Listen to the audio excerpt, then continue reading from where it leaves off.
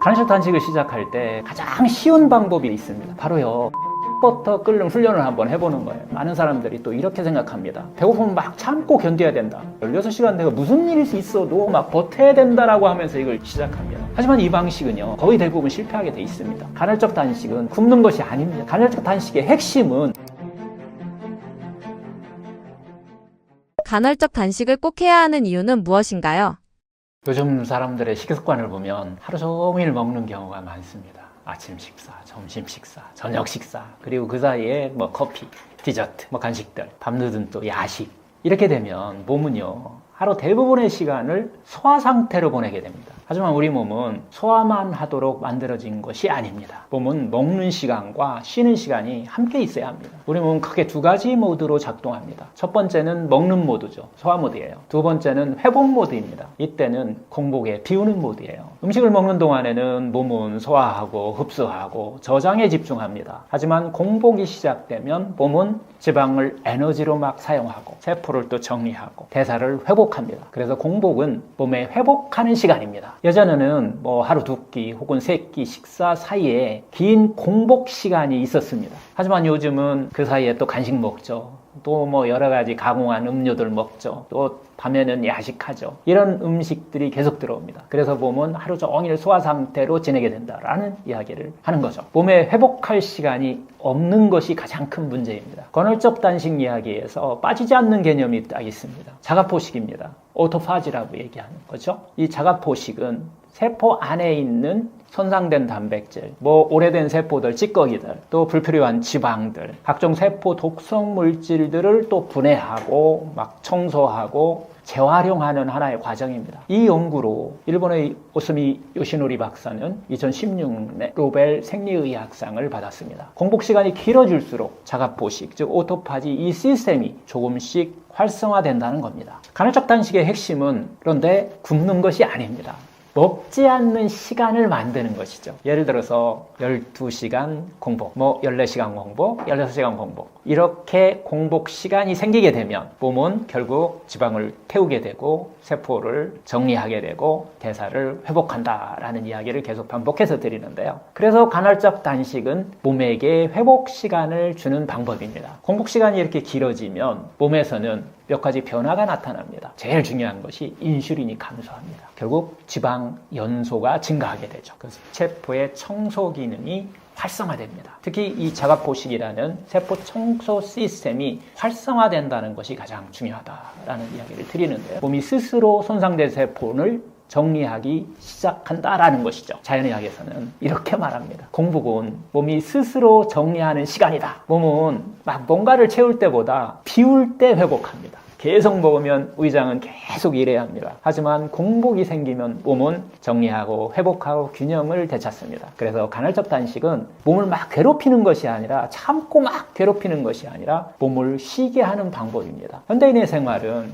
잦은 간식, 정제된 음식들, 늦은 막 야식, 뭐 이런 걸로 이루어진 경우가 많은데요. 이런 환경에서는 결국 혈당의 어떤 스파이크들이 심해지고 인슐린 과다 자극하는 이런 문제를 야기하고 만성 염증이 생기기 쉬운 구조로 우리가 살아갑니다. 그래서 간헐적 단식은 몸의 대사 리듬을 다시 정리하는 방법이 될 수 있습니다. 여기서 중요한 점이 있습니다. 간헐적 단식은 극단적인 굶기가 아닙니다. 처음부터 막 하루 단위 24시간 단식, 뭐 이틀 48시간 단식, 이런 방식은 대부분의 사람에게는 사실 필요하지 않습니다. 예를 들어서 저녁 식사를 조금 일찍 끝내고 6, 7시 정도에 일찍 하고 다음날 아침까지 공복을 유지하는, 이렇게 되면 12시간에서 14시간 이런 공복만으로도 몸의 리듬이 달라질 수 있습니다. 결국 간헐적 단식의 진짜 의미는 굶는 것이 아니라는 겁니다. 몸에게 회복할 시간을 주는 것입니다. 몸은 계속 먹을 때보다 잠시 멈출 때 더 건강해집니다. 그래서 간헐적 단식은 특별한 어떤 다이어트 방법이 아니라 몸의 자연 회복 시스템을 깨우는 방법입니다. 매일 세 끼를 다 챙겨 먹는 건 어떻게 생각하시나요?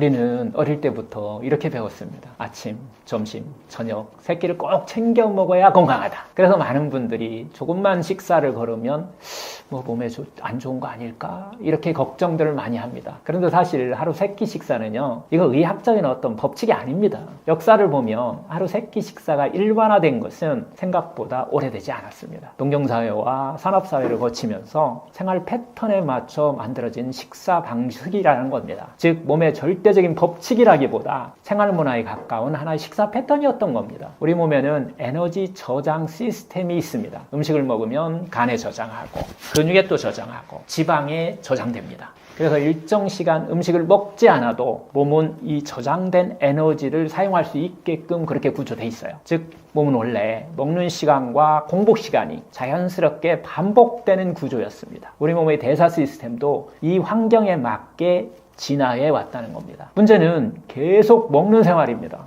요즘 식사 패턴이 이런 경우가 많죠. 아침 먹고 커피 한 잔 간식, 점심 먹고 또 커피 한 잔 간식, 저녁 먹고 야식하고 이렇게 하루 종일 먹는 상태가 이어지게 되는 경우가 많은데요. 그러면 몸은 소화, 흡수, 저장 이 과정만 계속 반복하게 됩니다. 이 상태가 반복되면 혈당 변동이 심해지고 인슐린이 과다 자극되고 지방 저장 같은 이런 문제가 생길 수 있습니다. 즉, 몸이 회복할 시간이 없어지는 겁니다. 우리 몸이 회복을 시작하는 시간은 바로 공복 상태다라는 얘기를 제가 계속해서 반복해서 드리는데요. 이 공복이 되어야만 지방 연소가 시작되고 인슐린이 감소하고 세포 정리 어떤 작동 원리 오토파지 현상이 일어나기 시작한다는 겁니다. 그래서 이 식사 사이에 적절한 공복 시간이 있는 것이 몸에는 더 훨씬 자연스러운 상태입니다. 그래서 중요한 질문은 몇 끼를 먹느냐가 아니라 어떤 리듬으로 먹느냐입니다. 예를 들어서 하루 2끼 혹은 3끼 어떤 방식이든 간식 없이 식사의 리듬이 분명하다면 몸은 안정됩니다. 몸은 규칙적인 리듬을 좋아한다는 거죠. 몸이 스스로 치유하는 힘이죠. 이 자연의학에서는 몸을 이렇게 봅니다. 몸은 먹는 시간, 쉬는 시간 이 두 가지가 균형을 딱 이뤄야 한다. 계속 먹으면 몸은 계속 일해야 됩니다. 하지만 공복이 생기면 몸은 정리하고 회복하고 균형을 찾는 이 균형이 원리가 딱 맞아 들어가야 건강하다. 이렇게 이야기를 하는 거죠. 많은 분들이 배고픔을 느낀다고 생각하지만 사실은요, 이 습관적 배고픔, 심리적 배고픈 경우가 많습니다. 예를 들어서 심심할 때 우리가 먹게 되죠.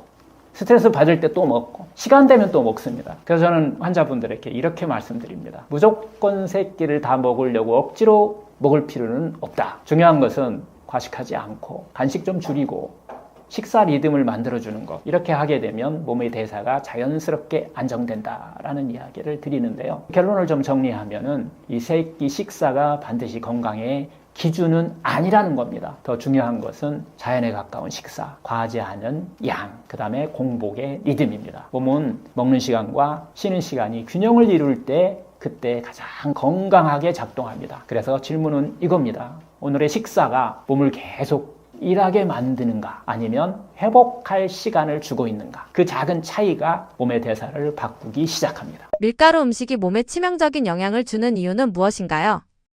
식사를 살펴보면 밀가루 음식이 정말 많습니다. 예를 들어서 빵, 라면, 파스타, 피자, 과자 하루에도 몇 번씩 밀가루 음식을 먹는 분들이 많아졌습니다. 그래서 많은 분들이 이렇게 생각합니다.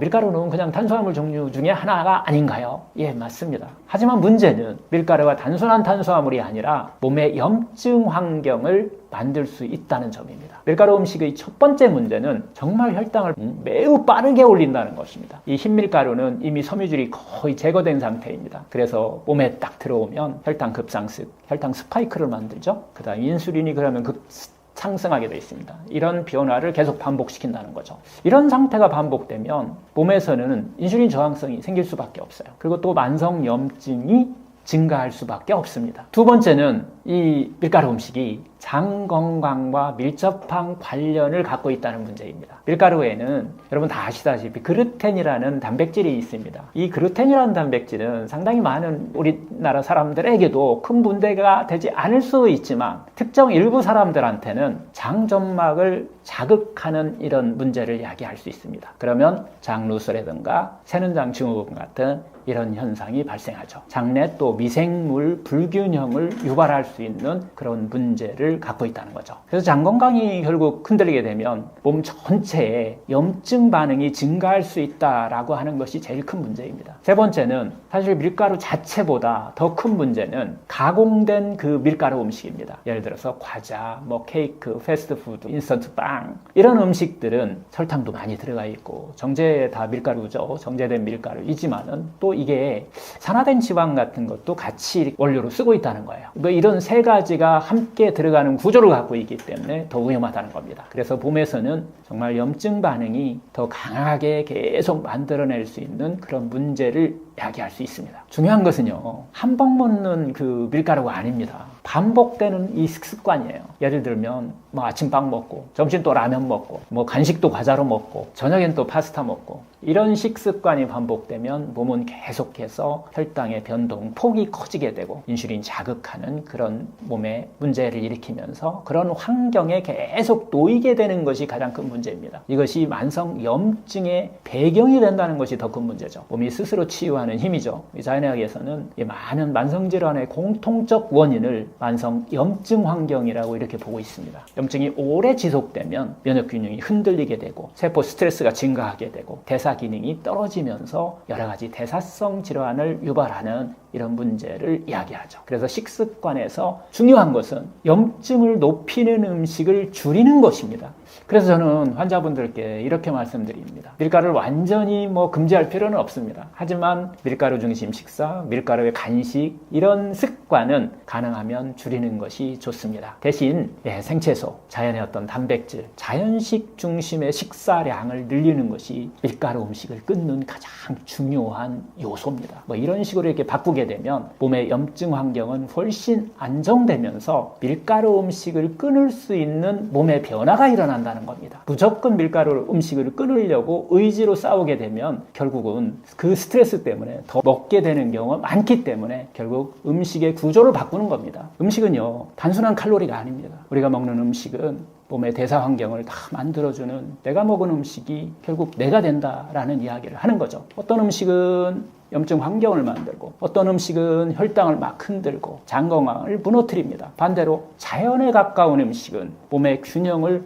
회복시켜줍니다. 그래서 건강한 식습관의 어떤 핵심은 특별한 음식 하나가 아니라 몸의 염증 환경을 줄이는 식사입니다. 그 작은 변화가 몸의 방향을 바꾸기 시작합니다. 아침 공복과 저녁 공복 중 무엇이 더 좋나요? 요즘 건강 이야기에서 가장 많이 나오는 단어가 있습니다. 바로 간헐적 단식입니다. 이 얘기 제가 유튜브에서 처음 이야기를 하고 나서 정말 한 1000만 분 이상이 보시고 질문들을 많이 해주셨는데요. 이 간헐적 단식은 하루 3끼 대신 하루에 2끼만 먹는 구조죠. 그러다 보니까 하루 한 끼를 줄이는 분들이 점점 많아지고 있습니다. 그래서 많은 분들이 묻습니다. 원장님, 아침을 굶는 게 좋은 건가요? 아니면 저녁을 굶는 게 더 좋은가? 이 질문의 답은 생각보다 좀 명확합니다. 자연의학에서는 아침을 비우는 것을 기본으로 봅니다. 딱 그냥 이렇게 정리돼 있어요.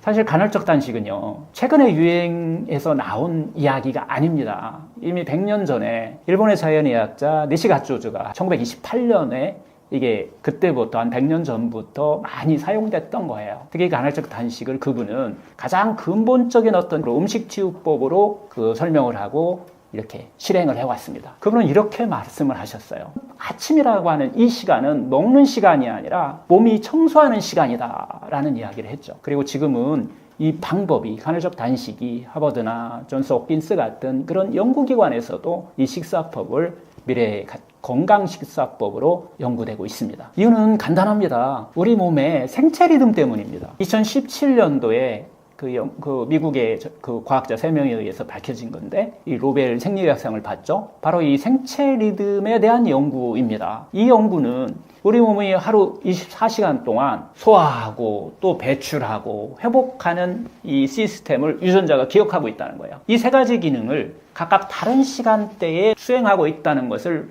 밝혔습니다. 즉, 몸은 언제 먹느냐에 따라서 완전히 다른 반응을 보일 수 있다는 겁니다. 생체 리듬을 기준으로 보면 하루는 3구간으로 이렇게 나눌 수 있습니다. 첫째, 새벽 4시부터 정오 12시까지 8시간이죠. 8시간 3 하면 24시간이 되니까 이 새벽 시간부터 정오 시간까지 이 시간은 해독과 배출의 시간입니다. 밤 동안에 쌓인 노폐물들을 몸이 밖으로 내보내는 시간입니다. 이때는 간, 신장, 림프, 장, 이 기관들이 가장 활발하게 움직입니다. 특히 공복일 때 장 연동 호르몬인 이 모틸린 호르몬이 분비되면서 장이 청소를 원활하게 만들어주는 그런 구조를 갖고 있다는 거예요. 그래서 이 시간에는 물 이외에는 먹지 않는 것이 어떻게 보면 핵심입니다. 둘째, 이제 정오 12시부터 저녁 8시까지요. 이때는 우리가 섭취하고 먹고 활동하는 그런 시간입니다. 이때는 소화효소가 가장 활발하고 음식이 에너지로 잘 전환되는 시간이랍니다. 겁니다. 그래서 이 시간에는 충분히 먹는 것이 가장 자연스러운 이런 리듬이라는 거죠. 셋째, 저녁 8시부터 새벽 4시까지입니다. 밤이죠. 잠자는 시간이죠. 이 시간은 휴식과 회복의 시간입니다. 이 시간에는 절대 어떻게 보면 공복의 시간입니다. 야식이 제일 해로운 이유가 이 원리 때문에 그렇기도 합니다. 이 시간에는 세포가 스스로 재생하고 면역이 회복되고 간 해독이 활발히 일어납니다. 그런데 이때 야식을 먹게 되면 세포는 쉬지 못하고 재생과 회복은 망가지고 염증과 독소가 쌓이게 됩니다. 결론은 단순합니다. 아침은 비우는 시간, 낮은 먹고 채우고 활동하는 시간, 밤은 쉬면서 회복하는 시간. 즉 아침을 비우고 점심에 충분히, 저녁은 일찍 두 끼를 먹는 구조죠. 이것이 생체 리듬에 가장 맞는 식사법입니다. 재미있는 연구가 하나 있습니다. 1900년 초 때에 니시 선생하고 같은 시대에 살았던 분인데 슐리라고 하는 분인데 이분이 소변 독소 검사를 하게 됩니다. 그 식사 횟수에 따라서 몸에서 빠져나오는 독소량을 비교했는데 결과가 아주 재밌습니다. 하루 3끼 다 먹으면요 독소 배출량이 75%밖에 안 되는 거예요. 나머지는 다 우리 몸속에 여러 가지 독소로 저장하게 된다는 거죠. 그런데 이 점심을 굶으면은 독소 배출이 더 줄어듭니다. 하루 2끼밖에 안 먹었는데 66 정도밖에 안 된다고 해요. 저녁을 굶고 하루 2끼를 먹으면 아침 점심을 먹게 되면 독소 배출량이 한 88%에 90% 가까이 된다 그러고요.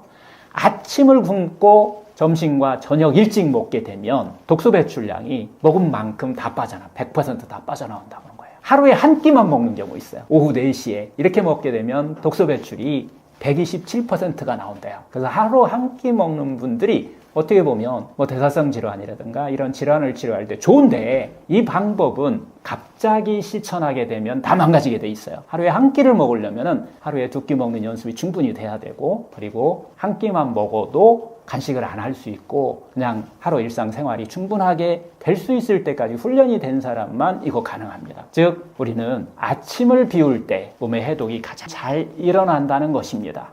결국 핵심은 아침 공복이냐 저녁 공복이냐 이것보다 더 중요한 것은 규칙적인 공복 리듬을 준다는 것이 가장 중요합니다. 먹을 땐 먹고 비울 때는 비우고 쉴 때는 쉬게 하는 것, 즉 생체 리듬을 회복하는 식사법이 가장 중요합니다. 그래서 저는 환자분들께 이렇게 권합니다. 가능하면 저녁 식사는 좀 일찍 끝내고 야식 줄이고 밤 공복 시간을 만들어주는 것, 이렇게만 해도 몸은 빠르게 회복합니다. 그리고 이렇게만 해도 한 14시간에서 16시간 공복을 매일 자연스럽게 만들어줄 수 있다는 거죠. 이렇게 되면 여러 가지 변화가 일어나는데 특히 이 수면 질이 개선되고요, 체중이 조절되고 피로가 감소하고 이런 변화를 경험하는 분들이 제가 지금 20년째 지금 이렇게 이 이야기를 하고 있는데 제가 실천한 게 20년 정도 됐는데 이걸 실천하고 나서 제대로 실천한 분들은 이런 변화를 모두 경험하고 있습니다. 결국 건강한 식사는 단순히 무엇을 먹느냐가 아니라 언제 먹느냐도 중요합니다. 몸은 아침에는 정리 배출하고 낮에는 활동하고 밤에는 회복하게 돼 있습니다. 그래서 몸의 리듬을 존중하는 이 식사가 가장 자연스럽습니다. 그것이 바로 대안의 100명의 의사를 깨우는 자연치유의 어떤 시작입니다. 먹어도 살 안 찌는 체질을 만들 수 있다고 하셨는데 어떤 방법인가요? 주변을 이렇게 돌아보면 이런 분들이 꼭 있습니다. 같이 먹어도 똑같이 먹었는데 살이 찌지 않는 사람과 반대로 조금만 먹어도 막 살이 쉽게 찌는 사람이 있죠. 그래서 많은 분들이 이렇게 생각합니다. 살찌는 체질은 타고난 것이다. 어느 정도는 많습니다. 하지만 중요한 사실이 있습니다. 체질은 타고나는 것도 있지만 생활 습관으로 바뀔 수 있다는 겁니다. 그래서 이것을 의학적으로는 요즘 후성유전학이라고 하는 것이 이걸 밝히고 있죠. 많은 다이어트가 어떻게 보면 이렇게 설명합니다. 칼로리가 많으면 살찌고 칼로리가 부족하면 적으면 살 빠진다. 하지만 인체는 단순한 계산기가 아닙니다. 같은 음식을 먹어도 어떤 사람은 지방으로 잘 조정하고 어떤 사람은 그걸 열로 잘 태워내서 살이 찌지 않습니다. 즉 문제는 칼로리가 아니라 몸의 대사 환경입니다. 몸이 지방의 저장 모드인지 지방을 연소 모드인지 이 차이가 체질을 만든다는 겁니다. 살이 잘 찌는 체질은 대체로 이런 특징이 있습니다. 하루 종일 뭔가를 먹어요. 조금씩 이라도. 그리고 또 하나는 몸의 내부 대사 환경인데 혈당이 너무 자주 올라간다는 겁니다. 인슐린이 자주 분비된다는 거죠. 이 상태가 반복되면은 몸은 점점 지방을 저장하는 모드로 이렇게 바뀌어 버린다는 겁니다. 그래서 조금만 먹어도 살이 찌는 몸이 되는 것입니다. 이게 구조가 돼버린다는 거예요. 반대로 살이 잘 안 찌는 사람은 대체로 이런 특징이 있습니다. 공복 시간이 확실히 존재합니다. 혈당 변동이 적습니다. 지방을 에너지로 사용하는 능력이 뛰어납니다. 즉 지방을 태우는 대사 구조가 이미 체질 같이 이렇게 구조가 만들어져 있다는 거예요. 그래서 같은 음식을 먹어도 지방으로 잘 저장되지 않는 것입니다. 살 안 찌는 체질을 만드는 첫 번째 그래서 방법은요. 여러분들이 이제 다 아시겠죠. 공복 시간을 만드는 것입니다. 이 공복이 12시간, 14시간 이렇게 지속되면 몸은 포도당을 사용하는 모드에서 지방을 연소하는 모드로 바뀝니다. 이것을 우리는 대사 스위치라고 이렇게 이야기를 하죠. 이 스위치가 켜지면 우리 몸은 지방을 태우는 체질로 바뀌기 시작한다는 겁니다. 한 번 갖고는 안 되겠죠. 반복입니다. 오랜 기간 반복하면 이렇게 변화가 일어납니다. 우리가 단순히 공복만 만든다고 체질이 바뀌는 것은 아닙니다. 더 중요한 것은 식사에 그다음에 먹는 그 식사의 질과 그 영양 밀도입니다. 제가 구하는 두 번째 방법은 바로 그래서 식사법인데요. 반복해서 이야기 드리는데 5.3 식사법입니다. 잎채소에 5가지 이상, 뿌리채소 3가지 이상을 샐러리도 만들어도 되고 갈아 먹어도 되고 여러 가지 방법은 사용하셔도 되는데 그리고 제일 중요한 것은 저는 밥을 이제 중요한데요. 그 밥이 우리가 현미를 먹게 되는데 제가 쓰는 방법은 발화현미를 생으로 발화현미를 만들어서 먹게 되면 이 밥이 되면서도 이게 채소가 되는 구조예요. 이렇게만 먹을 수만 있다면 우리를 이것을 자연스러운 생채식 중심 식사다라고 이렇게 이야기를 하죠. 이 식사의 가장 큰 특징은 마음껏 먹어도 된다는 겁니다. 배고픔과 싸우지 않아도 살이 충분히 빠진다는 것입니다. 이건 원하는 대로 뺄 수 있어요. 내가 한 달 만에 5kg를 빼겠다라고 하면은 이 생채식 구조를 잘 지키면 돼요. 만약 천천히 빼겠다 그러면 이 생채식 구조에 더해서 익힌 걸 조금 더 추가해서 먹어도 괜찮습니다. 이 방법은 칼로리는 높지 않지만 영양 밀도가 핵심이에요. 즉 비타민과 미네랄, 식이섬유와 식이효소가 풍부해서 우리 몸에 혈당을 안정시켜준다는 겁니다. 그리고 또 포만감도 오래 만들어주고 지방 저장이 줄어드는 그런 체질로 세팅을 다시 바꿔준다는 겁니다. 살 안 찌는 체질을 만드는 세 번째 방법은 식사 횟수, 즉 간식 줄이기입니다. 간식과 야식을 줄이는 것이 핵심이야. 그래서 결국은 간식과 야식을 줄이면 하루 두 끼 구조가 자연스럽게 만들어집니다. 아침을 안 먹으면서 저녁 야식을 먹는다. 이게 제일 나쁜 구조인데요. 그래서 살 안 찌는 체질은 다시 정리해드리면 어떤 특별한 비밀이 있는 것이 아니라 3가지 습관에서 시작된다라는 얘기를 했어요. 첫째는 공복 시간을 확실히 만들어주는 것. 그리고 두 번째는 음식 먹는 순서를 바꾸는 오산식사법을 실천한다는 것. 셋째는 식사 횟수를 줄여준다는 것. 간식을 없애는 거죠. 이 3가지가 몸의 대사를 바꿔줍니다. 몸이 바뀌면 체질도 당연히 바뀌기 시작합니다. 여기서 중요한 것이 하나 있습니다. 체질은요, 하루아침에 바뀌어지지는 않습니다. 자연의학에서는 이 변화를 코다 곡선이라고 이렇게 설명을 합니다. 코다라는 의사가 이분도 일본 분인데요. 제가 이야기하는 이 5.3 식사법과 유사한 방법을 평생 동안 의료로 사용했던 분이에요. 이분이 이름이 고다인데 이분이 만든 곡선이 있어요. 이 곡선에 의하면 보통은 3개월 정도 실천하면요, 체질 변화가 시작돼요. 재밌게 이 식사법을 할 수 있다는 겁니다. 9개월 정도 실천하게 되면은 살 안 찌는 체질이 딱 정착된다는 거예요. 이때는 며칠 음식이 좀 흔들려도 특별히 살이 찌거나 혈당이 왔다 갔다 하거나 이런 것들이 만들어지지 않는다는 겁니다. 어떻게 보면 이 9개월 정도 과정까지 이 과정이 정말 중요한 과정이다라는 이야기를 하는 겁니다. 그래서 3개월이 지나면 이유가 있어요. 세포가 한 3개월 지나면 100일인데요. 100일 정도가 지나면 세포가 한 80% 이상이 다 바뀌게 돼 있어요. 우리 몸의 세포가. 그리고 이때쯤 돼야만 몸의 대사가 바뀌기 시작한다는 겁니다. 9개월이 지나면 이 3개월에 3세판, 즉 3번은 하셔야 세포 80% 이상이 바뀌는 것이 3번 정도는 해야 지나야 결국 많이 먹어도 조금 더 많이 먹어도 살이 찌지 않는 그런 체질로 변화한다는 겁니다. 그래서 저는 늘 이렇게 말합니다. 다이어트는 굶는 기술이 아니라 체질을 바꾸는 과정이어야 한다라는 이야기를 드리는 겁니다. 많은 사람들이 막 체질을 바꾸려고 합니다. 하지만은 방법을 잘못 선택합니다. 몸을 바꾸기 위해서 막 그냥 강제로 굶고 막 참고 이런 버티는 다이어트는 대부분 실패합니다. 요거 미국에서도 연구를 해봤는데요. 2년이 지나니까 성공한 사람이 1%도 안 됩니다. 그래서 굶는 다이어트는 실패한다라는 얘기죠. 하지만 식사의 질을 바꾸고 공복의 리듬을 만들고 자연의 리듬에 맞추면 몸은 천천히 살 안 찌는 체질로 바뀌어 가는데 살 안 찌는 체질로 바뀌는 것은 보너스고 실제는 대사성 질환을 포함해서 많은 질병이 변화가 일어난다는 겁니다. 그래서 저는 이렇게 말씀드립니다. 살 안 찌는 체질은 타고나는 것이 아니라 우리가 만들어가는 것이다. 오늘부터 한번 굶는 다이어트가 아니라 몸의 리듬을 바꾸는 자연치 식사를 한번 시작해 보시죠. 그 변화는 놀라울 만큼 강력하게 여러분의 몸을 바꿔놓을 것입니다. 처음 간헐적 단식을 시도하고자 하는 시청자에게 해주실 조언은 무엇인가요? 요즘 간헐적 단식을 시작하는 분들이 정말 많습니다. 하지만 이런 이야기를 많이 제가 듣는데요.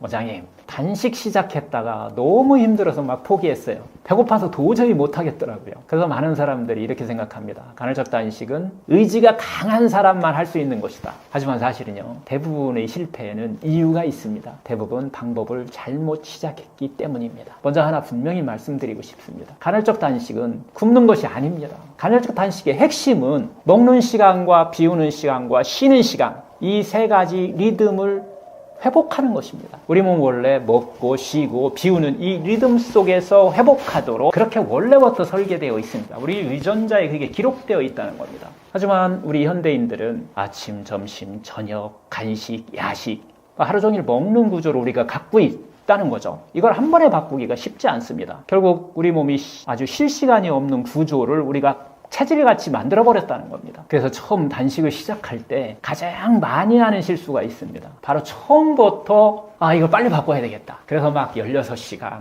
18시간 이렇게 간헐적 단식을 하는 경우들인데요. 이게 이제 유튜브나 이 책을 보면은 바로 16대 8, 18대 6 이렇게 단식을 하세요. 막 이렇게 적혀 있어요. 하지만 많은 사람들에게 이게 너무 급격합니다. 쉽지 않아요. 그래서 저는 항상 이렇게 말씀드립니다. 단식은 하나의 습관입니다. 처음부터 16시간 하려고 하면은 지금 안 됐던 것을 갑자기 바꾸려면 몸이 따라오지를 못합니다. 그래서 처음에 시작할 때는 12시간. 이건 저녁 늦게 야식만 중지하면 됩니다. 그리고 또 14시간 공복. 그 다음에 16시간. 이렇게 천천히 늘려갑니다. 이렇게 천천히 늘렸을 때만 몸이 적응하기 시작하면서 실패하지 않는다는 거예요. 단식을 시작하면 많은 사람들이 또 이렇게 생각합니다.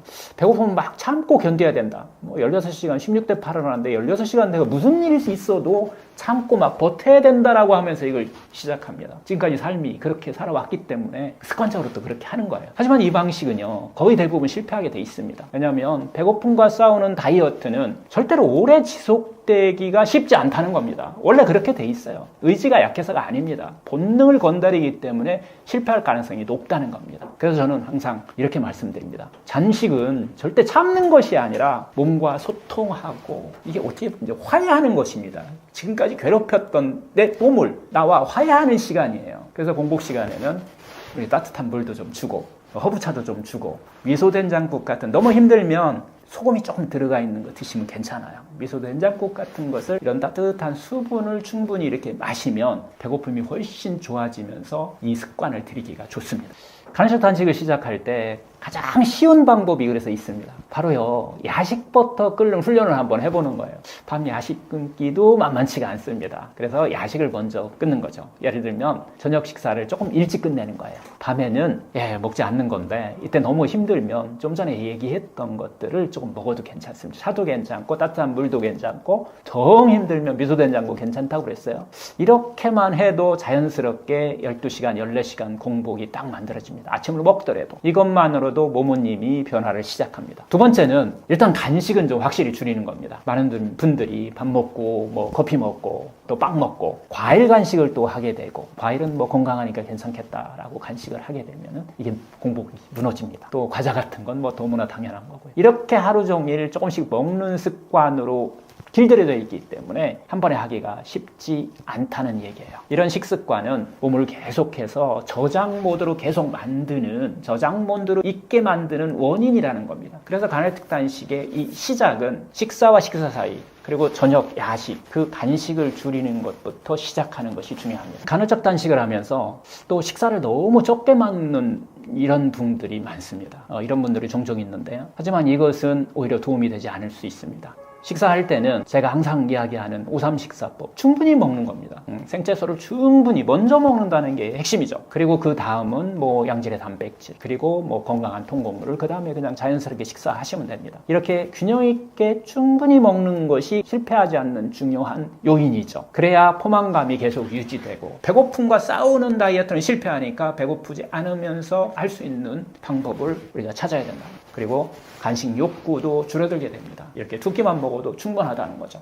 많은 사람들이 단식을 하면 언제 살이 빠지나요? 라고 이렇게 묻습니다. 하지만 단식의 진짜 목적은 체중이 아니라 세포의 건강한 환경을 조성하는 겁니다. 우리 몸이 환경이 바뀌면 살은 저절로 빠진다고 했죠. 그래서 단식을 꾸준히 하면 우리 몸의 인슐린 저항성이 감소하게 되고, 지방 연소는 증가하고, 우리 몸속에 있는 염증은 감소하는 이 변화가 확실히 일어나야 그 다음에 살이 빠졌을 때 제대로 빠지는 겁니다. 그리고 어느 순간 건강한 체질로 바꾸기 시작하는 겁니다. 간헐적 사실은 그래서 이제 특별한 기술이 아닙니다. 사실은 우리 몸이 원래 가지고 있던 그런 리듬을 찾는 하나의 과정입니다. 먹을 때는 먹고, 비울 때는 비우고, 쉴 때는 쉬는 것. 이 단순한 원칙이 결국은 우리 몸을 바꾸기 시작하면서 우리 몸의 여러 가지 질환들을 회복하는 모드로 바뀌어 간다라고 하는 것이죠. 그래서 저는 늘 이렇게 말합니다. 간헐적 단식은 결국 굶는 다이어트가 아니라 내 몸 안에 있는 100명의 의사를 깨우는 자연치유의 시작이다라는 이야기를 드리는데요. 오늘부터 한번 이 공복 시간을 딱 힘들면 1시간만 한번 늘려보세요. 이 작은 변화도 여러분의 몸을 바꾸기 시작할 겁니다. 염증을 줄이는 가장 싸고 안전한 방법을 딱 하나만 꼽는다면 무엇인가요?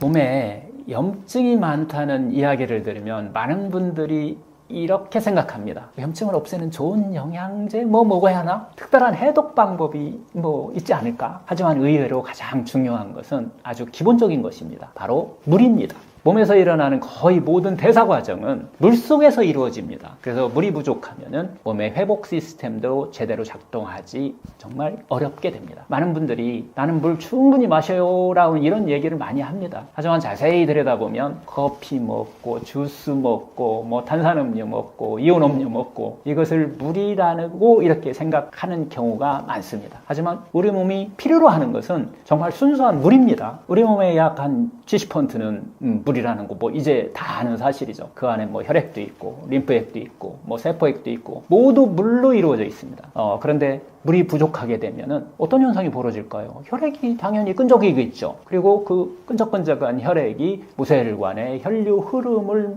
막는, 약하게 만드는, 그리고 혈류 흐름이 안 좋아지면은 결국 염증 물질이 쌓이게 되어 있습니다. 이때 나타나는 증상이 바로 만성염증입니다. 그래서 물은 단순히 갈증을 해결하는 음료가 아닙니다. 몸에서는 아주 중요한 역할을 합니다. 예를 들어서 노폐물을 배출해주고 염증 물질을 제거해주고 체온도 조절해줍니다. 세포 기능을 유지해줍니다. 이 모든 과정에 물이 필요합니다. 그래서 물이 부족하면은 몸의 회복 속도도 같이 느려집니다. 몸에 염증이 많아지는 이유 중 하나는 결국 순환이 느려지기 때문입니다. 고인 물이 썩는다라는 얘기 있죠. 우리 몸에 똑같이 일어나요. 혈액순환이 결국 원활하게, 흐름이 원활해야만 산소 공급도 충분해지고 노폐물 배출도 충분해집니다. 이 과정이 물이 충분해야 잘 이루어집니다. 하지만 물이 부족하면 혈액 점도도 당연히 높아지고 몸의 순환이 점점 느려지게 됩니다. 이것이 만성 염증 환경을 만들고 있다는 겁니다. 내 안에 잠든 의사를 깨우는 이 자연의학에서는 물을 이렇게 말합니다. 가장 싸고 안전한 해독 방법, 특별한 해독 프로그램보다도 충분한 물,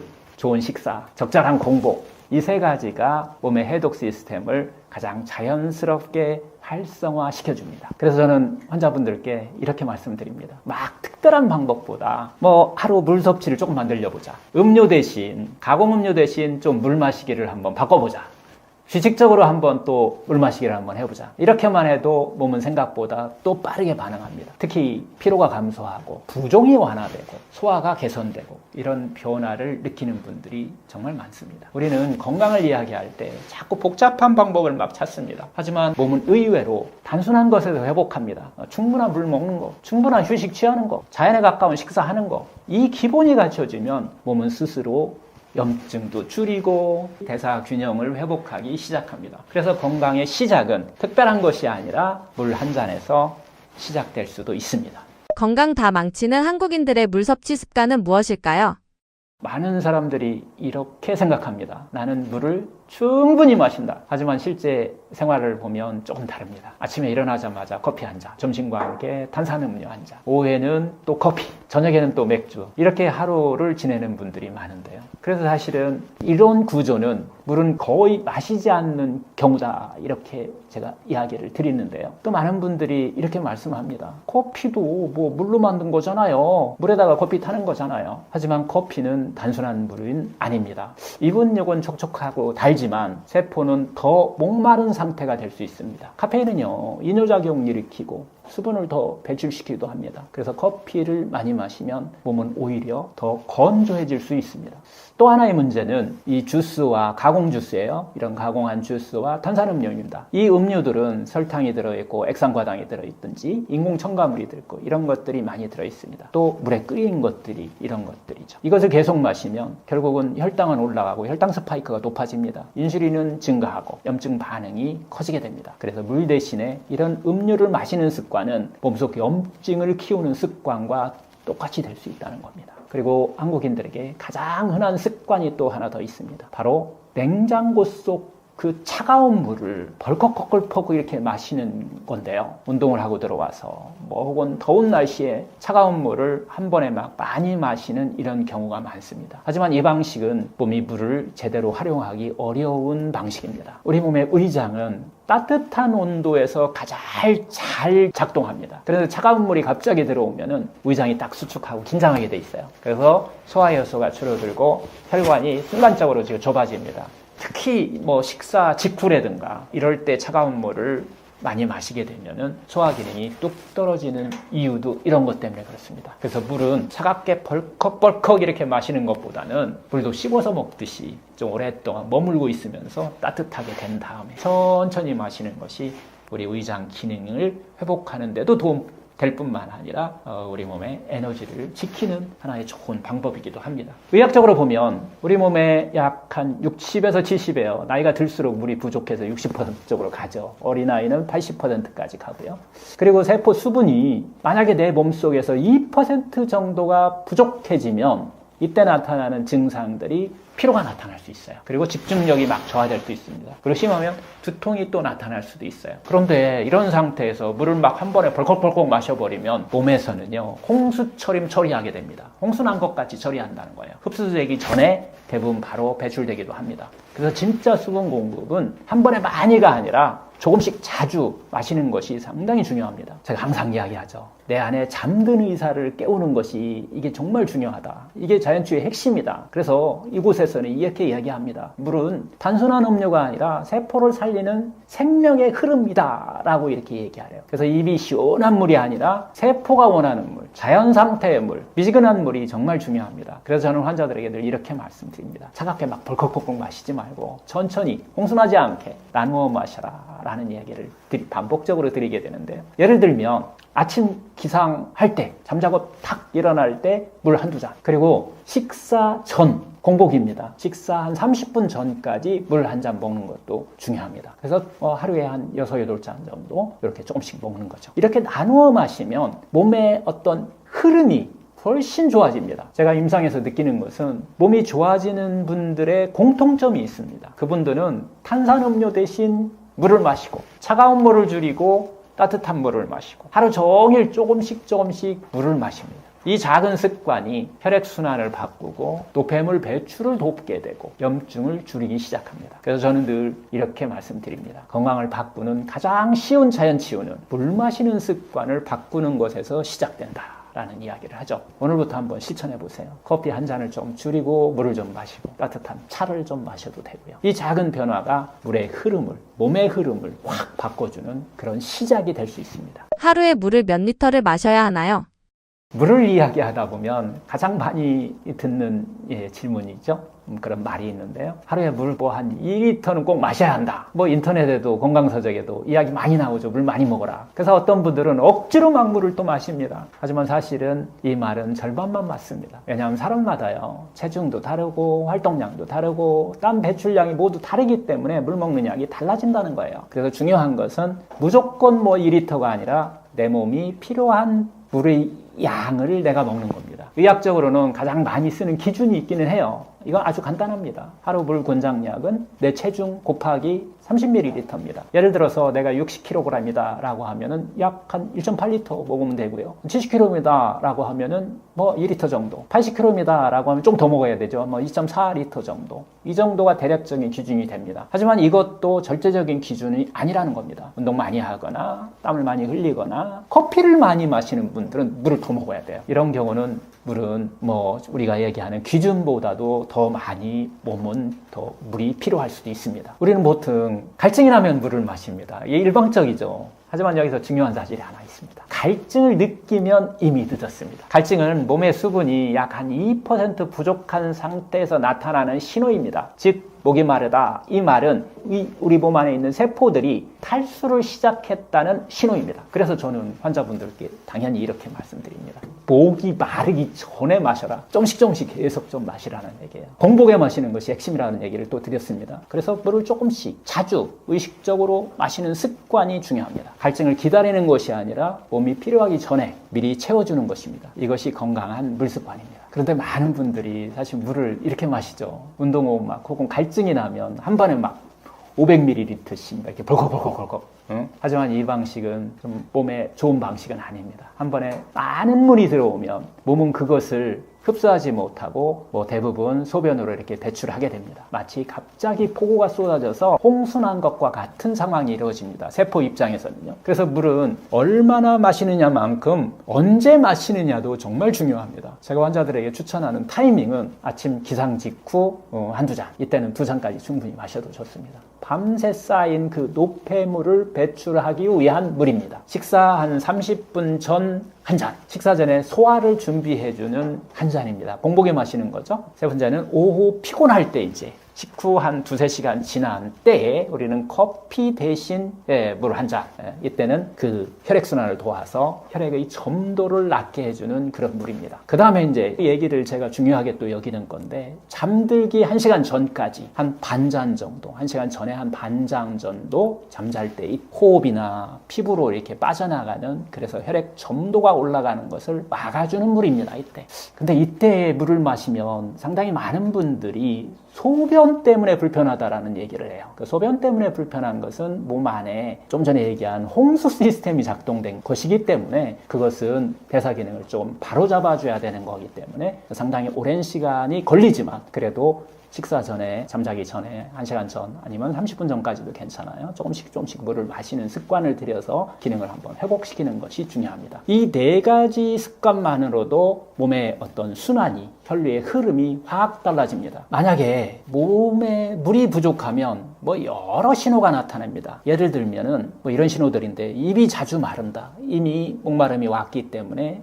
수분이 많이 부족하다는 거죠. 그 다음에 또 우리가 좀 그냥 소홀하게 지나가기 쉬운 건데 머리가 무겁고 피곤하다. 이거 물 부족일 수도 있습니다. 그리고 피부가 자꾸 푸석해진다. 뭐 변비가 자주 생긴다. 소변색이 특히 진해진다. 요건 물 부족일 것이 많이 있어요. 자, 소변은 2가지로 우리가 분류할 수 있는데 소변색이 진해지는 경우는 물 부족. 소변에 거품이 생기는 것은 생채소 부족. 이렇게 우리가 이해해도 되는데요. 하여튼 이런 증상들은 단순한 어떤 피로가 아니라 세포가 목말라 하는 하나의 신호일 수 있습니다. 제가 환자분들께 말씀드리는 늘 몸을 바꾸는 가장 쉬운 자연 치유는 결국 물을 제대로 마시는 것이다 라는 이야기를 반복적으로 합니다. 약이 아니어도 혈액을 흐르게 할 수 있고 해독을 도울 수 있고 염증을 줄이기 시작하는 가장 기초가 물이라는 얘기입니다. 그래서 저는 늘 이렇게 말씀드립니다. 물 한 모금은 약은 아니지만 약보다 강력한 치유가 될 수 있다. 오늘부터 한번 실천해 보시죠. 하루 종일 조금씩 아주 천천히 의식적으로 물을 한번 마셔보세요. 이 작은 습관이 몸의 흐름을 바꾸는 시작이 될 수 있습니다. 지금 당장 실천할 수 있는 물 습관 3가지는 무엇인가요? 물을 많이 마셔야 한다는 것은 많은 분들이 다 알고 있습니다. 많이 마셔야 된다. 뭐 이렇게. 하지만 막상 실천하려고 하면은 이렇게 말합니다. 생각보다 많이 못 먹게 된다. 안 마시게 된다. 뭐 이렇게 이야기를 하시는 분이 많은데요. 그래서 중요한 것은 어떤 거창한 물을 마시려고 하는 그런 계획이 아니라 생활 속에서 작은 습관을 반복하는 것입니다. 지금 당장 실천할 수 있는 물 습관 3가지를 한번 말씀드릴 건데요. 첫 번째는 아침에 일어나서 물 한 잔 꼭 마시는 습관을 한번 아침 일어나자마자 그냥 물 한 잔. 실온의 물을 마시는 거니까 옆에 두었다가 그냥 마셔도 되는 거니까 일어나자마자 물 한 잔 마시는 습관. 밤 동안 우리 몸은요 호흡도 하고 뭐 땀도 나게 되고 뭐 소변도 우리가 보게 되는데 이런 걸로 수분을 많이 잃게 됩니다. 그래서 아침에 일어나면 몸은 이미 가벼운 탈수 상태일 가능성이 큽니다. 이때 물 한두 잔을 그냥 마셔주는 거예요. 근데 이때 천천히 마시라는 거죠. 이것만으로도 밤새 농축된 혈액이 희석되게 되고 장운동이 다시 깨어나게 돼 노폐물 배출이 시작되게 됩니다. 그래서 저는 늘 이렇게 말씀드립니다. 아침 물 한 잔은 정말 몸을 깨우는 자연 치유다라는 말씀을 드립니다. 두 번째는 식사와 식사 사이에 물을 좀 공복에 물을 마시는 것입니다. 많은 분들이 식사 중에 물을 많이 마시거나 식후에 몰아서 마시는 경우가 많습니다. 하지만 가장 좋은 방법은 식사와 식사 사이 그 공복에 물을 마시는 겁니다. 최소 식사 30분 전까지 물을 마시는 것을 하시면 됩니다. 이렇게 하면은 소화 부담을 좀 줄여주기도 하고 또 과식을 예방하는 또 효과도 있습니다. 이런 수분 흡수가 더 안정적으로 잘 세포가 수분 흡수하는 것이 이루어지는 그런 시간대이기도 합니다. 반대로 식사 중에 물을 많이 마시게 되면 소화 효소가 희석되게 되고 소화력이 떨어질 수 있습니다. 의장 장애를 유발할 수 있다는 거죠. 그래서 물은 식사 전 공복이 가장 좋은 시간입니다. 세 번째는 가공음료 대신에 진짜 물을 선택하는 것이 정말 중요합니다. 요즘 막 커피 뭐 먹고 탄산음료 먹고 뭐 달달한 음료들 너무 많으니까 이런 가공음료를 많이 드시는 대신에 물을 먹는 것이 중요하다는 얘기입니다. 이런 가공음료 같은 경우는 수분의 어떤 공급하는 역할보다 혈당 변화가 더 큰 나쁜 영향을 미치기도 하고요. 결국은 대사 부담을 만들어주는 그런 나쁜 물이 되는 거죠. 그래서 가장 좋은 습관은 가공음료 대신 목이 마르기 전에, 갈증이 나기 전에 자연의 물을 조금씩 계속해서 선택한다는 것이 중요합니다. 이 3가지 습관은 어떻게 보면 아주 단순합니다. 하지만 이런 작은 변화가 몸에서는 큰 차이를 만들 수 있다는 겁니다. 이런 것들이 우리가 자연스럽게 습관화시키면 여러분이 갖고 있는 피로는 감소하고 소화력도 좀 개선될 수 있고 제일 중요한 건데 부종이 완화할 수 있다는 겁니다.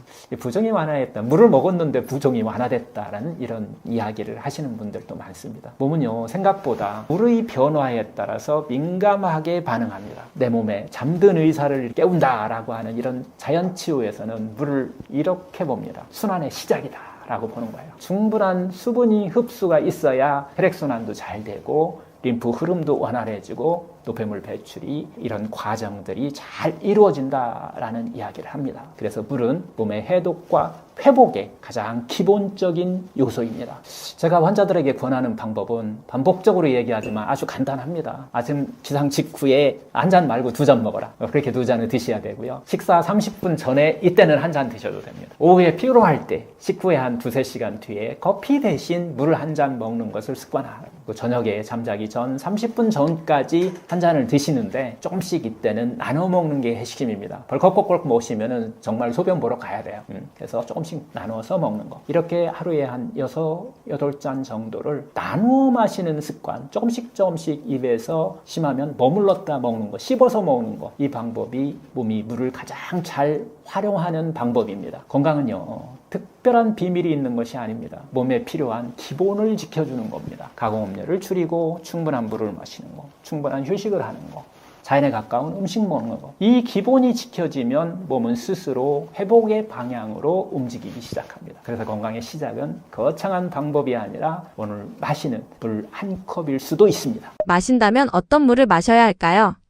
현대인들은 커피, 탄산음료, 주스, 차 이런 것들을 정말 많이 마십니다. 그래서 나는 물을 많이 마신다라고 이렇게 생각하는 경우도 종종 많이 있으세요. 하지만 이것들은 대부분 입이 좋아하는 물입니다. 세포가 좋아하는 물이 아니에요. 세포가 원하는 물은 깨끗하고 미네랄이 균형 있게 들어있고 살아있는 물입니다. 그래서 자연 상태에 가까운 물을 원하는 거예요, 세포는. 즉 입이 시원한 물이 아니라 세포가 촉촉해지는 물이, 세포가 먹기 좋아하는 물이 중요합니다. 왜냐하면 물은 단순히 갈증을 해결하는 액체가 아니라 세포를 움직이는 생명의 물질이기 때문입니다. 그런데 여러분, 지금 집안에 여러 가지 물을 마시는 좋은 물을 막 찾아서 먹게 되시는 분들이 있는데요. 정수기 물, 뭐 생수, 수돗물, 괜찮다, 좋다, 나쁘다. 그리고 또 여러분들 끓인 물, 물에 끓여 먹어야 된다. 뭐 이런 이야기도 많이 듣게 되고요. 또 미네랄 워터가 좋다, 뭐 알카리수가 좋다. 뭐 이렇게 이야기하는 것들을 많이 듣게 되는데, 그래서 많은 분들이 이런 이야기를 하십니다. 도대체 어떤 물을 마셔야 우리 몸에 진짜 도움이 될까요? 라는 이야기를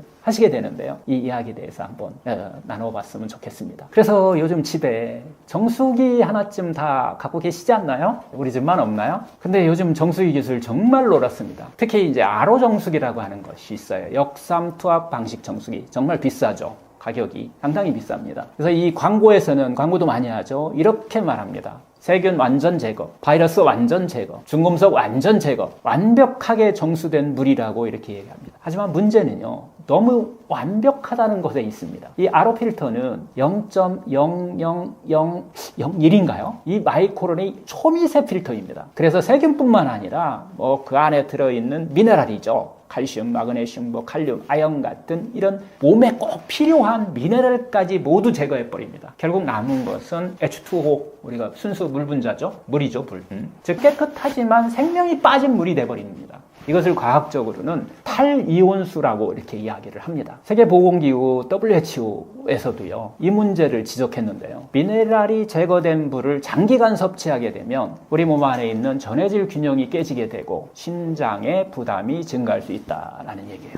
이거 왜 그럴까요? 우리 몸의 60에서 70% 물이라는 얘기를 제가 드렸었는데요. 하지만 그 물은, 그 속에 들어있는 그 물은 단순한 H2O가 아닙니다. 그 안에 있는 이 칼륨, 미네랄이들이죠. 칼륨은 세포 안팎의 수분의 균형을 딱 잡아주고, 칼슘은 신경 전달과 근육 수축을 도와주고, 그 속에 들어있는 그 마그네슘은 에너지 생성과 혈압 조절에 관여하고, 아연과 셀레늄은 면역과 항산화, 즉 해독에 다 관여합니다. 이렇게 다양한 미네랄들이 우리 그 물속에 들어있어서 우리 생리대사에 큰 영향을 미치고 있다는 겁니다. 그리고 또 하나, 그 나트륨 같은 경우는 전해질 시스템이라고 그러죠. 우리 전해질의 균형을 딱 잡아주는 이런 역할을 하고 있습니다. 이런 미네랄들이 균형 있게 들어있어야 결국은 우리 몸은 세포가 대사하고 신경 전달하고 근육이 긴장과 이완 수축을 하게 되고 해독작용이 자연스럽게 이루어집니다.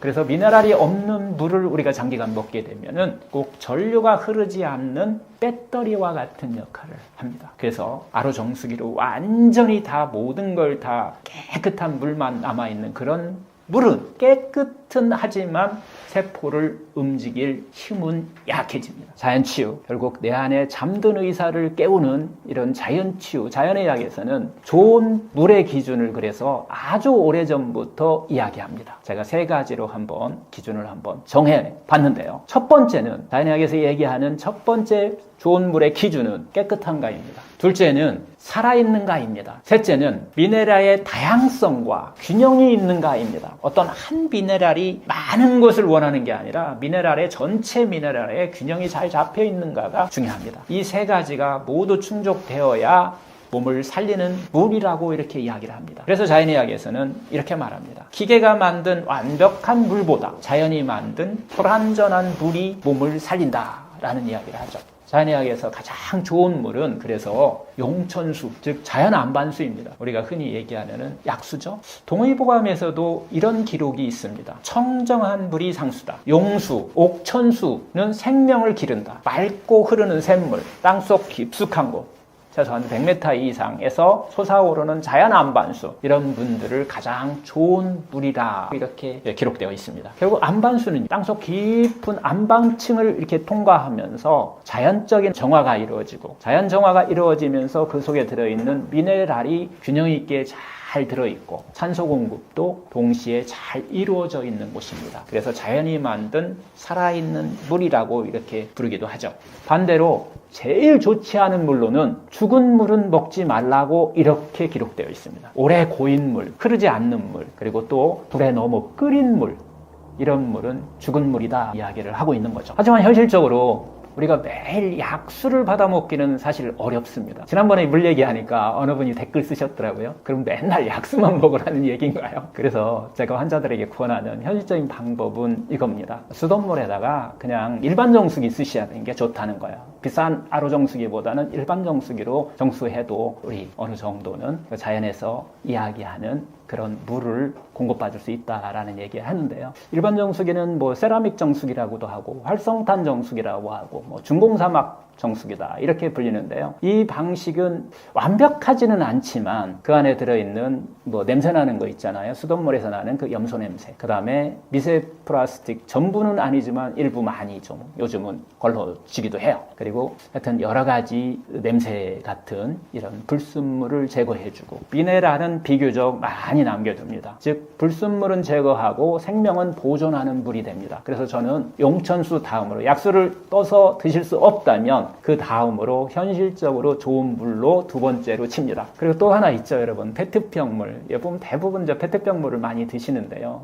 그래서 생수라고 우리가 흔히 이야기를 하는 페트병 물이죠. 생수는 편리하기도 하고 우리가 또 위생적이기도 하죠. 그러나 몇 가지 문제가 있습니다. 이게 이제 장기 보관의 문제예요. 고인물이 된다는 거죠. 그리고 또 하나는 플라스틱 용기에 담겨 있다는 거고요. 또 하나는 유통 과정에서 산소와 어떤 생동감이 많이 떨어질 수 있습니다. 특히 이게 햇빛에 노출되면은 또 플라스틱 용기에 담겨 있기 때문에 환경 호르몬이 용출될 수도 있습니다. 그래서 생수는 단기 대안으로는 괜찮지만은 장기 보관하고 장기적으로 먹는 것에 있어서는 약간 또 죽은 물이 될 수도 있다. 라는 문제점을 갖고 싶습니다. 그래서 최상의 물이라기 보기는 조금 어렵다라는 것이 제 개인적인 견해이기도 하고요. 자연의학적인 자연에서 자연스러운 물이라기 보기는 어렵다는 이야기입니다. 그래서 만약에 페트병 생수를 마신다면 햇빛의 노출을 피하는 것이 중요합니다. 그리고 개봉 후에는 가능하면 빨리 마셔야 됩니다. 이걸 오랫동안 두는 것은 좋지 않습니다. 그 다음에 제일 우리가 문제가 되는 것은 차 안에 그 페트병 생수를 너무 오랫동안 장기 보관하는 것은 그것은 저는 독을 먹는 거다라는 이야기를 하는데 이런 것들을 피하는 것이 중요하고요. 뭐 이런 것들이 중요합니다. 많은 사람들이 물을 선택할 때 이 물은 깨끗한가를 기준으로 많이 봅니다. 깨끗하냐 뭐 이렇게 많이 보는데 하지만 자연의학 특히 저 같은 경우는 이 물이 깨끗한가와 함께 살아있는가를 상당히 중요시 여긴다는 건데요. 그리고 제일 중요한 것은 미네랄의 다양성과 균형이 맞는가입니다. 어느 한 미네랄이 많은 게 아니라 균형이 많고 다양성이 많았을 때 좋은 물이다라고 하는데요. 이렇게 세 가지 기준으로 물을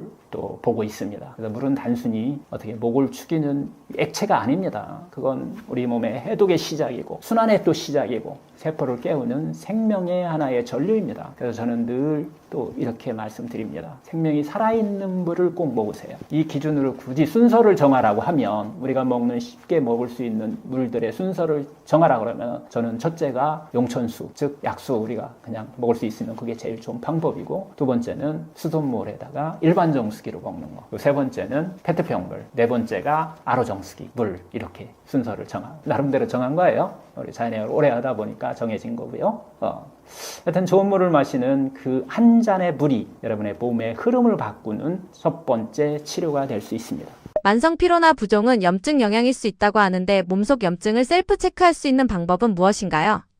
많은 분들이 이렇게 생각합니다. 염증이 있으면 어딘가 막 아프겠지. 하지만 대부분의 염증은 조용히 시작됩니다. 처음에는 그냥 피곤하고 몸이 좀 무겁고 집중력이 떨어지는 아주 작은 신호로 시작되는 경우가 많습니다. 그래서 많은 사람들이 이것을 그냥 이런 증상이 나타나면 나이 들어서 그렇겠지 라고 하고 넘겨버리는 경우가 많습니다. 하지만 사실 몸속에 염증이 쌓이고 있는 하나의 신호일 수 있습니다. 염증은 원래 몸을 보호하는 반응입니다. 세균이나 바이러스가 들어오면 면역 시스템이 작동하면서 염증 반응이 일어납니다. 문제는 이 염증이 오래 지속되고 계속 반복되기 때입니다. 그것을 우리는 만성염증이라고 이렇게 이야기를 합니다. 만성염증은 천천히 그리고 조용히 몸을 망가뜨립니다. 이 연구에서는요, 심혈관질환이라든가 당뇨, 치매, 암 이런 질병의 공통된 배경에 만성염증이 존재한다고 이렇게 말하고 있습니다. 그래서 요즘 의학에서는 이 만성염증을 현대 질병의 뿌리라고 이렇게 부르기도 합니다. 그럼 내 몸에 염증이 있는지 어떻게 우리는 알 수 있을까요? 그 첫 번째 신호는 쉽게 피곤해진다는 겁니다. 몸속에 염증이 많아지면 가장 먼저 나타나는 변화가 있습니다. 바로 피로감입니다. 예를 들어서 충분히 자도 피곤하다. 아침에 일어나도 개운하지 않다. 오후가 되면 에너지가 막 떨어진다. 이런 피로가 계속된다면 몸 안에서 염증 반응이 지속되고 있을 가능성이 있습니다. 두 번째 신호는 부종입니다. 예를 들어서 아침에 얼굴이 자꾸 붓는다. 특히 제가 많이 보는 것은 양말 자국인데요. 양말 자국이 오래 남아있는 경우, 이런 경우를 우리가 부종이라고 또 보기도 합니다. 그리고 또 손이나 발이 잘 붓는다, 사지 말단에서 잘 붓는다, 이런 증상은 순환에 문제가 있다는 표시이기도 하고요. 수분의 균형의 흐름에 문제가 있다, 이런 신호이기도 합니다.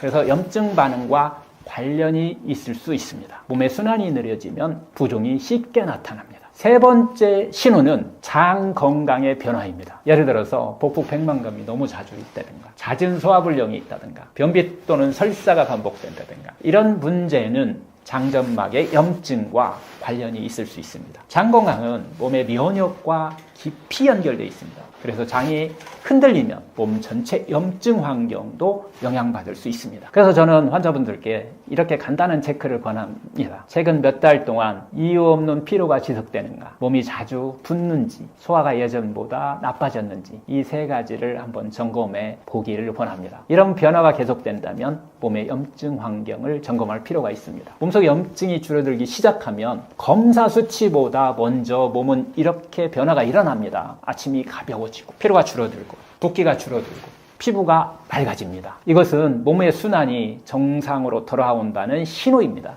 자연치유, 자연의 약, 즉 내 몸이 스스로 좋아지는 힘, 내 안에 100명의 의사를 깨우는 방법이죠. 이곳에서는 염증을 이렇게 봅니다. 몸이 보내는 생활 신호다. 예를 들어서 식습관, 수면 부족, 스트레스, 수분이 부족한 거, 이런 요소들이 쌓이면 몸은 염증 증상으로 반응합니다. 그래서 염증은 몸이 보내는 경고등일 수 있다라는 이야기를 합니다. 많은 사람들이 몸이 아파야 병이라고 우리가 생각합니다. 하지만 몸은 아프기 전에 먼저 여러 가지 신호를 보냅니다. 피로하다, 부종이 자꾸 일어난다, 집중력이 자꾸 저하된다. 이 작은 신호들이 몸속 염증의 경고일 수 있습니다. 그래서 저는 늘 이렇게 말씀드립니다. 몸의 작은 신호를 무시하지 마세요. 그 신호를 이해하는 순간 우리는 병을 치료하는 그 자연의 힘을 얻을 수 있고 병을 예방하는 삶을 그때부터 시작할 수 있습니다. 그리고 그것이 바로 내 안에 100명의 의사를 깨우는 자연치유의 시작입니다. 제가 하는 일은 아시는 분은 다 아시겠지만 병원인데요. 저는 재활과 그다음에 이제 투석 그리고 요양을 하는 우리가 흔히 얘기하는 재활요양병원을 지금 하고 있습니다. 한 15년 정도 하고 있는데요. 제가 병원을 하면서 느끼는 것은 정말 우리가 치료하지 못하는 병들이 많다는 거고요. 병의 뿌리는 단지 약을 가지고 치료할 수 있는 것은 한계가 있다는 것을 병원을 하면서 정말 깊이 제가 느끼게 됐는데요. 그래서 이제 제가 병원 없는 세상을 만드는 꿈꾸는 그런 상원장입니다 라는 인사를 제가 항상 하고 있는데요. 그래서 요즘 하고 있는 것은 제가 병원 이외에서 우리가 삶을 바꾸는 방법 4가지 정도를 제가 보내드리는데요. 첫 번째, 제일 먼저 바꿔야 될 것이 병을 치유하는 그런 마음을 먼저 만드는 것입니다. 이걸 기준으로 해서 그 다음에 병을 치유하는 음식을 스스로 깨닫게 되고 또 병을 치유하는 여러 가지 여러분들이 생활 습관들을 하나씩 터득하게 되고 또 제일 중요한 혈액의 흐름을 만드는 병을 치유하는 여러분들의 제일 중요한 모세혈관의 흐름이거든요. 이 흐름을 깨워주고 그걸 스스로 만들 수 있는 방법을 터득했을 때 내 몸에 100명의 의사를 깨울 수 있고 그 병든 여러 가지 잠자고 있는 의사를 깨울 수 있는 치유법을 여러분들이 스스로 터득하는 것, 그것이 병원 치료와 내 삶과 이게 균형을 이루어졌을 때 암을 비롯한 만성질환을 치료할 수 있다는 것을 제가 깨달았습니다. 그래서 요즘은 제가 매주 토요일에 이름은 상원장의 집, 장원장과 함께 원데이 트라이라고 우리가 이야기를 하는데 하루 동안 자연치유 한번 살아보기라고 하는 체험 프로그램을 하는데요. 한 8시간에 걸쳐서 같이 하루를 지내고 오는데 많은 분들이 병원 치료에서 또 얻을 수 있는 것이 있고 자기 삶을 바꿔서 치유할 수 있다는 것을 깨닫는 이런 시간이 되는 것 같아요. 그래서 이런 일들을 하게 되는데 오늘 제가 이야기한 여러 가지 이야기들은 그런 과정 중에서 나온 하나의 이야기들을 한번 해봤습니다. 여러분들이 내 안에 100명의 의사가 있다라는 것을 확실히 좀 믿으시고 그 잠든 의사를 깨우는 방법을 여러분들이 선택하셨을 때 여러분들의 질병, 완성적으로 병원에서 약으로만 치료했던 이런 질병들을 치유할 수 있는 답을 얻을 수 있다라는 이야기를 같이 하면서 앞으로도 계속 여러분들과 함께 이런 치유를 하는 단순히 병만 치료하는 의사가 아니라 삶을 치료하는 그런 의사가 되기를 저는 계속 같이 여러분들과 함께 했으면 좋겠다라는 그런 말씀을 드리면서 오늘 긴 이야기 들어주셔서 감사합니다.